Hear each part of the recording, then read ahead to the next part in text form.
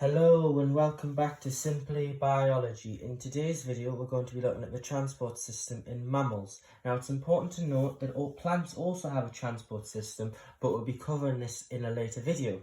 So in today's video we're going to be looking at the double and the closed nature of the circulatory system in humans and mammals, and we're going to be looking at the advantages of the double and the closed systems, and we're also going to be looking at measuring blood pressure in relation to hypertension and hypotension.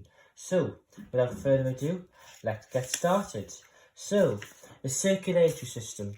So, because mammals and humans are large multicellular organisms, we have a need to exchange substances with our environment.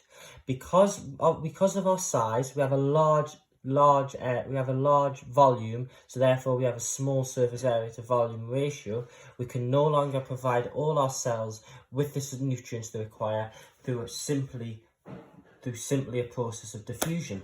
Therefore, there's a need for a mass transport system to transport the substances and the nutrients from the exchange site to the rest of the body. So, our in humans circulatory system consists of a double and a closed system. So in a closed system, the blood always moves within the blood vessels and can be maintained at different pressures. So the human circulatory system is also double because it has two circuits. It has the pulmonary circuit, which is between the heart and the lungs, and it also has the systematic circuit, which is between the heart and the rest of the body. So, we're now going to look at the advantages of the double system. So, the blood pressure in the two systems can be maintained at different pressures because obviously they're isolated and they do not mix with each other, so they can be maintained at different or the same pressure. The blood pressure can be maintained since the flow does not go through the lungs, and therefore, because if the blood flow was to flow through the lungs, this would increase resistance and therefore the pressure would decrease. However, because the systematic circuit does not flow through the lungs, it goes directly to the body, this flow can be made, the pressure and the flow can be high because there's little or less resistance. The delivery of oxygen is increased in efficiency because oxygenated blood does not mix with deoxygenated blood, and therefore there's a more efficient oxygen uptake from the exchange site. So we're now going to look at the advantages of a closed system. So in a closed system, a blood pressure can be maintained throughout the body because obviously the transport fluid, i.e. the blood, only travels within the blood vessels. The pressure can differ in the pulmonary and the systematic systems. There's a lower volume of blood or transport fluid is required for this method of a closed system than if the blood was to bathe all the cells, because obviously the blood flow goes straight through the blood vessels and it's not required to bathe all the cells, so a lower volume of transport fluid is required.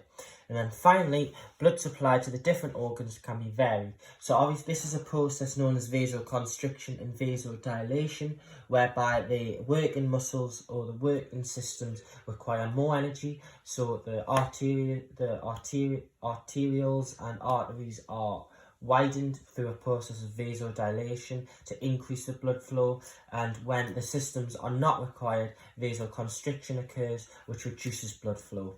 So this is how the blood supply can be alternated to different organs depending on their need at a particular time. So finally, we're going to look at blood pressure. So blood pressure can be measured using a sphygmomanometer, and it is measured in kilopascals. What hypertension is having blood pressure persistently higher than average, and average is 120/80. Now there's three distinct stages of hypertension, and this is known as stage 1, stage 2 and extreme hypertension. Stage 1 is having blood pressure of 140/90. Stage 2 is having blood pressure 160/100. And extreme hypertension and having blood pressure 180/110. The consequences of a high blood pressure can lead to damage of the lining of the artery walls, including aneurysm, and this perhaps could lead to a heart attack. We also have damage to the heart valves and kidney disease, as the capillaries within the kidney are damaged due to the constant high pressure. Then we also have what's known as hypotension, which is blood pressure persistently lower than average. The consequences of hypotension include dizziness, tiredness, fatigue, weakness, coma, and a possible death. So there's a certain number of risk factors which can contribute to having hypertension, which is blood pressure persistently higher than average. So these include a diet high in sugar, diet high in salt, excess alcohol, smoking, gender, obesity, high levels of stress, and age. Thank you for listening to this video, and I hope you found it very useful, including the transport systems in mammals and how to measure blood pressure, as well as what is blood pressure. Thank you and goodbye.